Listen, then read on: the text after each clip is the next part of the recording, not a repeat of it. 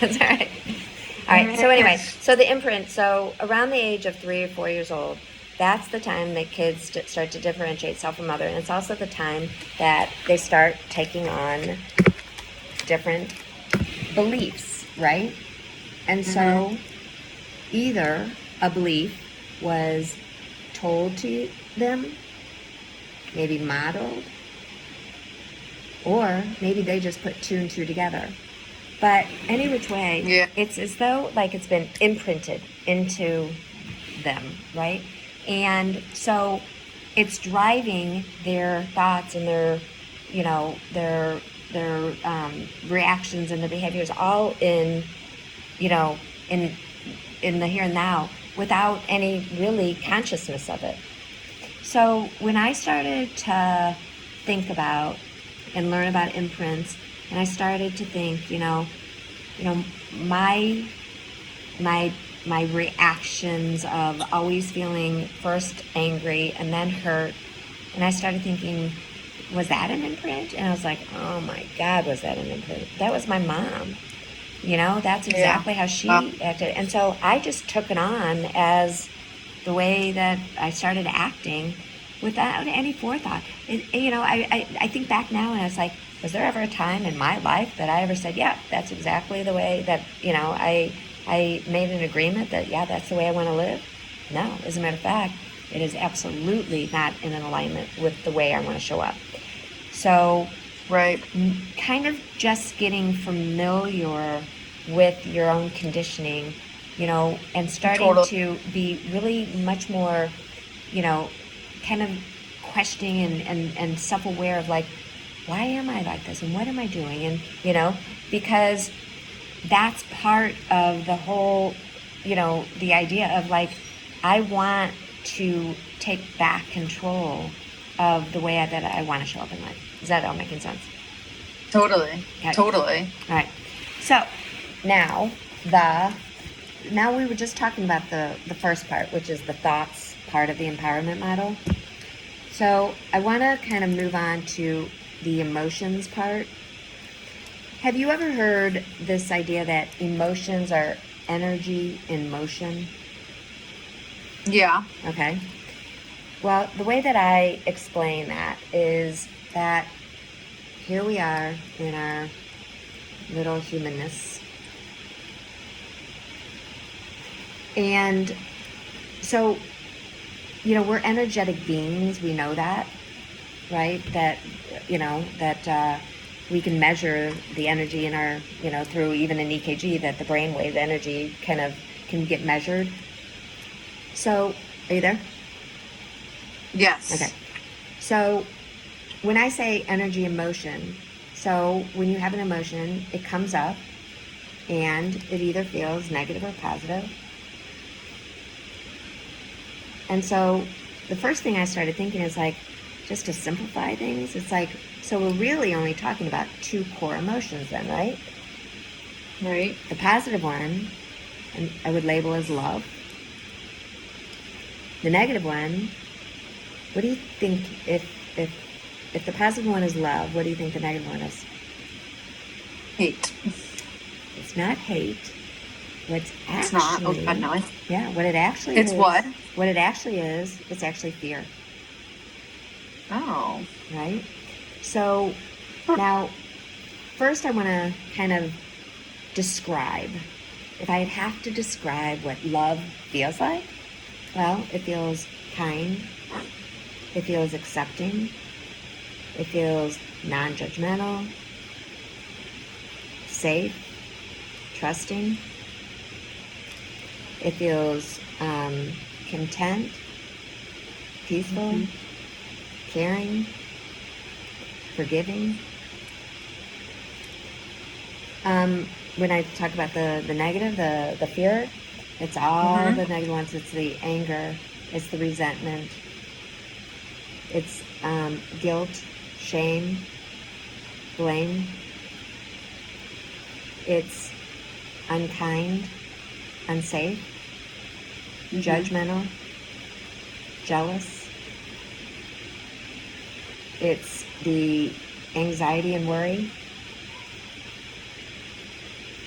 It's the sadness.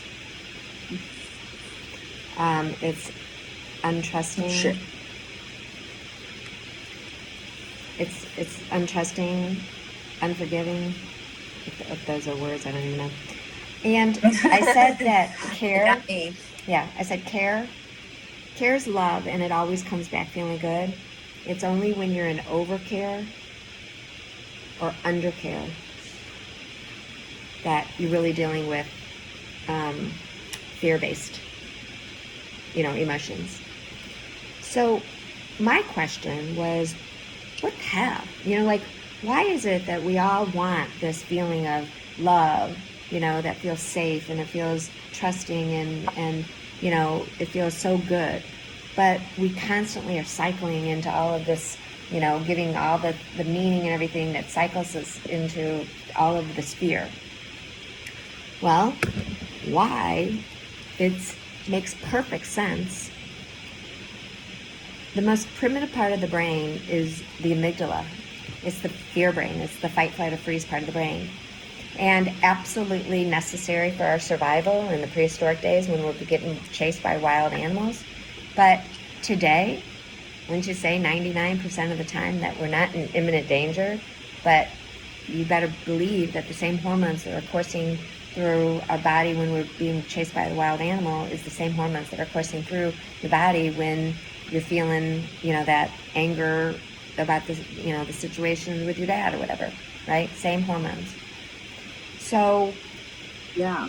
knowing that, I was thinking, well, first of all, that tells me, A, the body's working perfectly. There's nothing wrong, fundamentally wrong, right? What it's telling me is that we really, we have a higher thinking part of the brain that when we're in that fight, flight, or freeze, we can't access. And so the way to interrupt the vicious cycle is to get out of that fear brain. So I came up with 4 steps to interrupt the vicious cycle. So the first step is, and if you want to take notes, you can. Otherwise, I'm going to send them to your, they're going to be on this note that I've created for you. But the very first step is to be very familiar with your go-to reactions. And, here's where I was like, I am going to really work on this, and I'm going to stop myself before I go on with all this, nonsense with where I'm thinking everything. And so I was all ready and I was set to do it. And so something would trigger me, and it's like, I'd get pissed off again. I was like, what is wrong? What I finally realized was the secret was you're going to only be able to interrupt this whole cycle when you feel it in your body, right? You start to notice the feeling in your body, because without that, it's kind of like if you step out in the street and you jump back, your body has reacted way before your mind catches up with what's really, that you were almost run over by a car, right? So do you know where it shows up in your body when you get angry or, feel guilt or blame, any of that kind of stuff?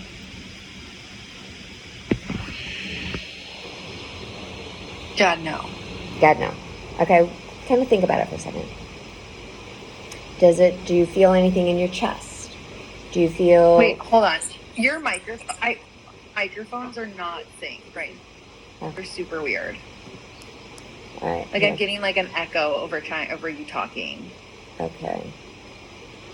Now? No, it's like you say now and then someone else says now. Okay.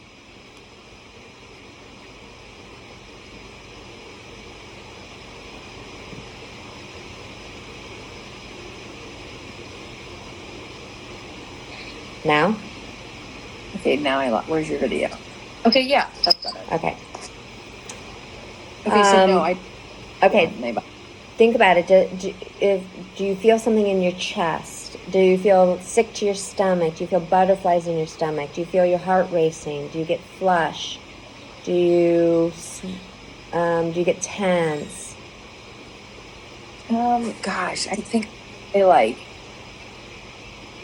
God, I don't know. Yeah, I would say tense. It just depends. Wait, Like yeah, where? the moment. I feel like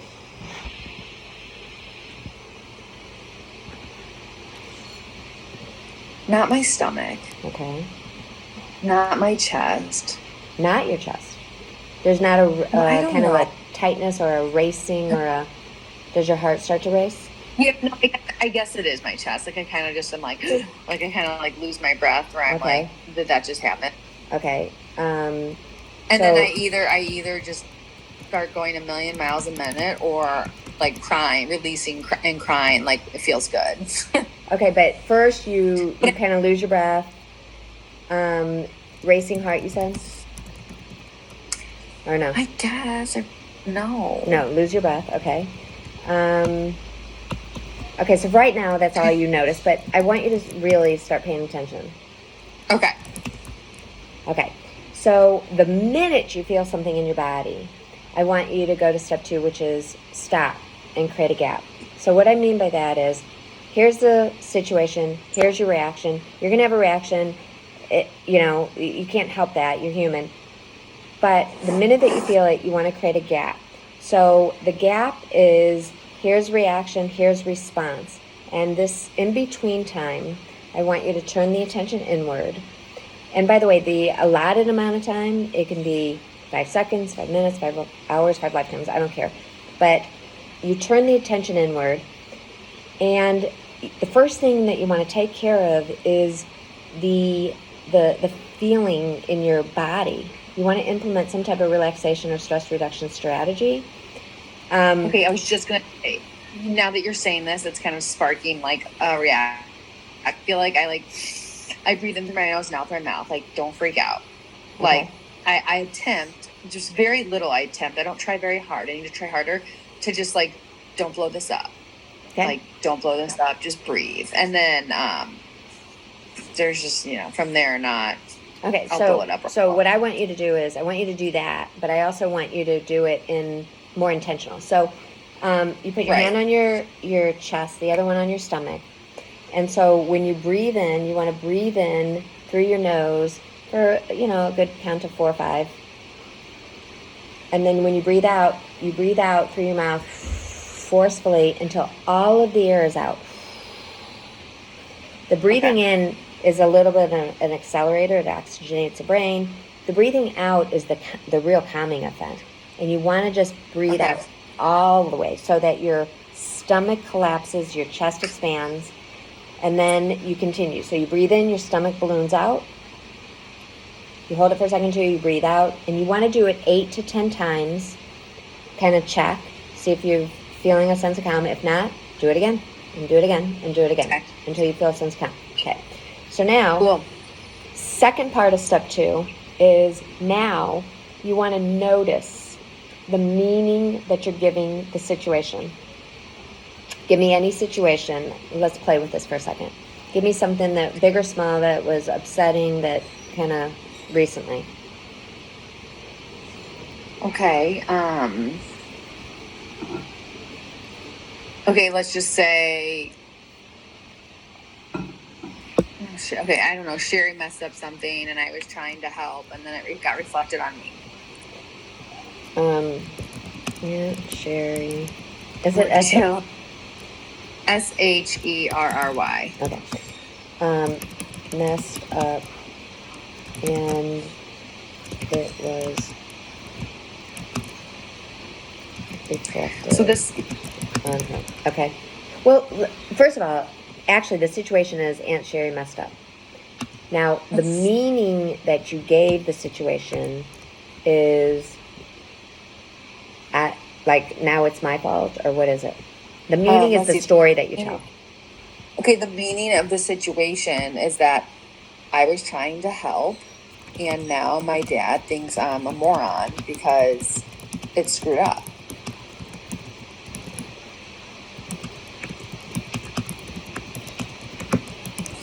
No, did I stop you? Okay, so that's the meaning. And then Right. your reaction, which is the emotion, was were you angry? You were. I think I like raised my voice and I was like, I'm just trying to help. I know, but what's the reaction? Were you angry? Were you frustrated? What's the reaction? Oh, sorry.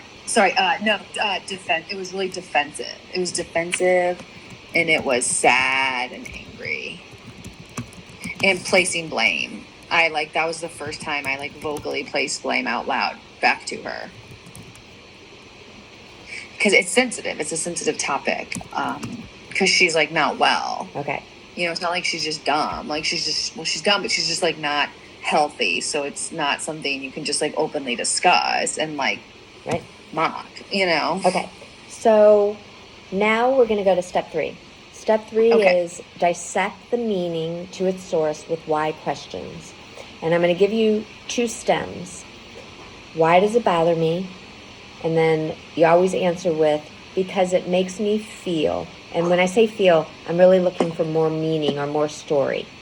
Okay? Okay. I'm not looking for the emotion. Okay. Yeah. So we start with, why does it bother you that you were trying to help, but your dad response. thinks you are a moron and that everything is screwed up. Because it is screwed up. Okay. Well, it doesn't bother me that it was screwed up. I don't give a shit if it was screwed up. It bothers me that your dad thought you were more. Okay, so why does it all goes back to my dad. Okay, so the answer is because it makes me feel what? That's the. Okay, yeah. It makes me feel I've let my dad down.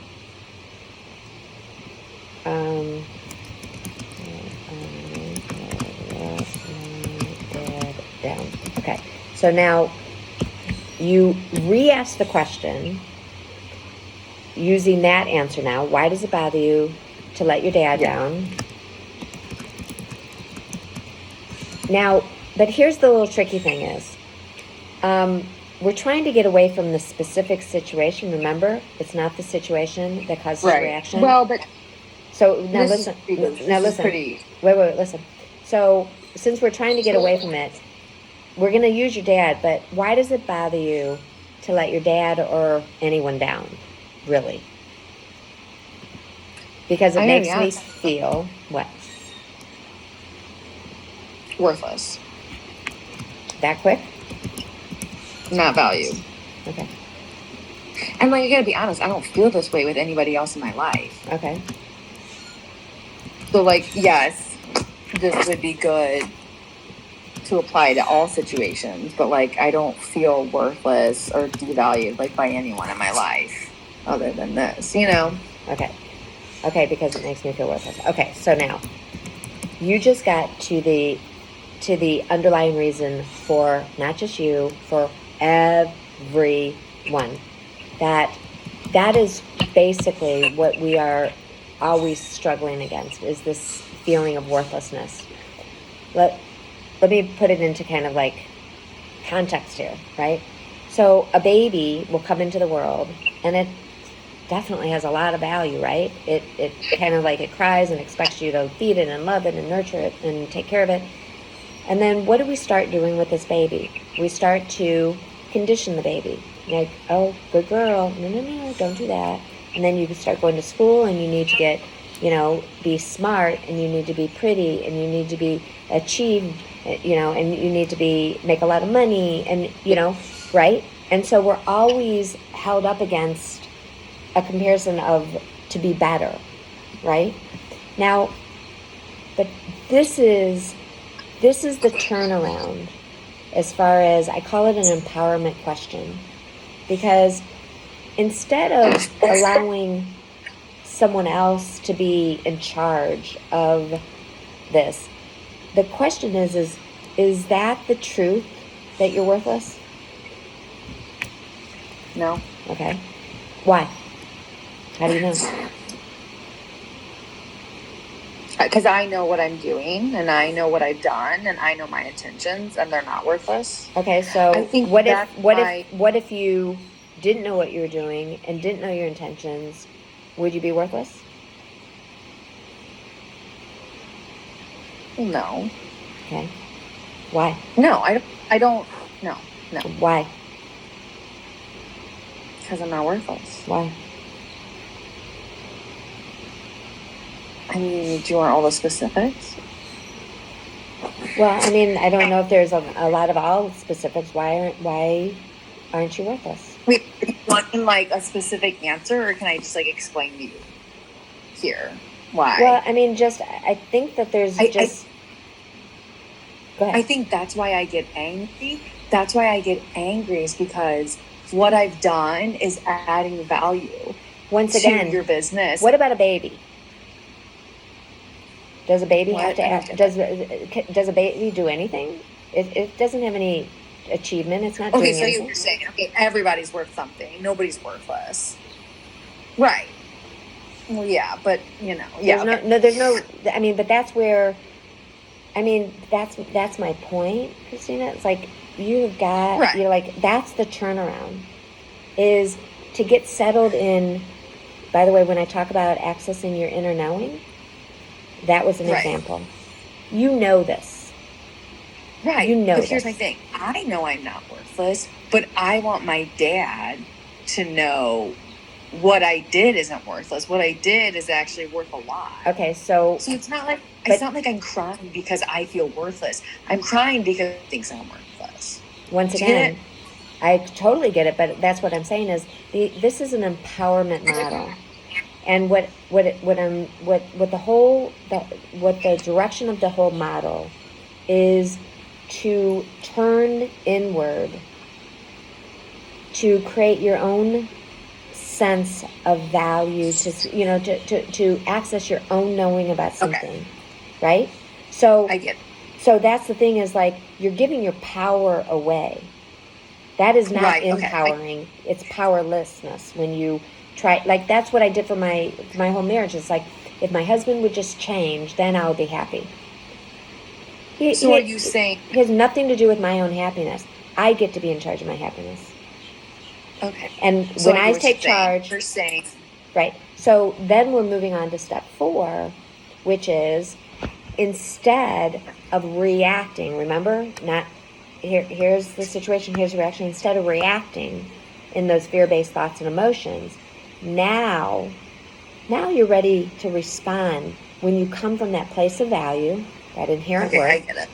by I get it. shifting your thinking into a more love-based direction for yourself first. Remember, like, when you're sitting there, how kind is it, when you're sitting there, thinking that you're a moron because, no, non-judgmental, how accepting, how, caring, how peaceful, none of that stuff is love-based. So it's by shifting your thinking into a love-based direction for yourself first, and then others. A love-based direction is your dad has a lot of probably imprints from his childhood and is the reason that he's the way he is, but it's certainly not personal to you. That all of a sudden you've made it personal to you. So that's a true. huge turnaround when you just let this be. That's really loving. But I'm not saying that that's like okay, I'm just going to do that. No, it's going to take some and that's why it could be 5 seconds, but it could be a lot longer until you can kind of like get yourself calm, because every time that you rethink about something, it's like it gets your body all reactive again, and then you start getting into that part of the brain, right? So here's the deal.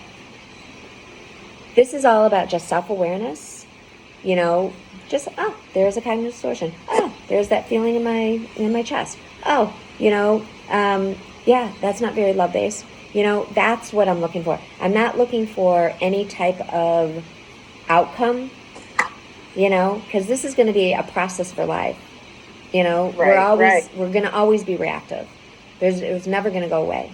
But the more that we're able to kind of like practice some other types of way of handling things, it starts to become, your brain starts to adapt into a different way of handling things. Make sense? Wild. Absolutely. Yeah. I think I get it. I think it clicked. Basically, the empowerment will make me not question my dad's value of me, because I'll only be concerned with the way I feel. Right. And here's just what I noticed in my own life was, when I started to make the changes and stop thinking that my husband or anybody should change or anything, all of a sudden there was a ripple effect. It was kind of interesting.